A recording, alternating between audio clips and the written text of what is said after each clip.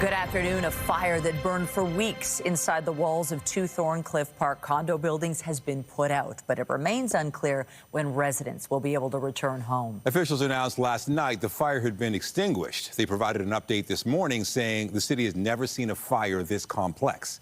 CTV's John Musselman has been following this story and joins us live with more. Finally, John. Yeah, that's right, Nathan. They do have this fire out, but of course the big question is when can residents get back into these units? Now, we'll show you some video here. What we do know from firefighters when this fire broke out on November 27th, that it was the particle board that was burning between the walls there of 11 over Thorncliffe and 21 Overley, and that was a real problem. The fire chief is describing it as like a cigar slowly burning. Now, they've got that out, but to put that fire out, they really had to take apart some of the units inside these buildings, right down to the concrete. We saw some photographs this morning where they stripped it right down to the concrete so they could access to get water down there and foam.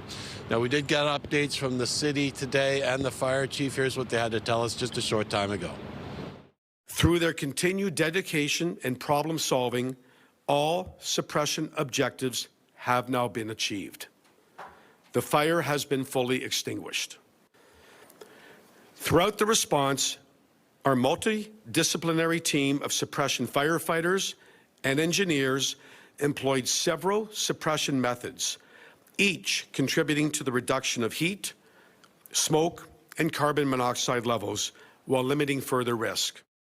We expect damage in the units to vary substantially. And that is why not all units will be ready for occupancy at the same time.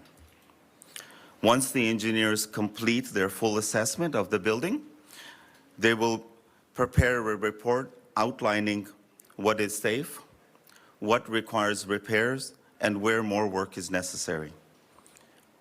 The city will then review those reports to confirm that all safety checks have been conducted. So what we're really looking at here is a phased-in return because, as I mentioned earlier, we did see some photographs of some units that really will need a lot of work before anyone can get back into those units. We did speak to a few residents here today, mixed feelings, some saying they're just exhausted and they want to go back home. They're tired of staying in the hotels nearby. Another person saying he's staying with family in Peterborough. He's okay. He'll see this through, but he doesn't expect to be back until at least January or maybe February. Reporting live from the scene, I'm John Musselman. I'll send it back to you. All right. Thank you, John.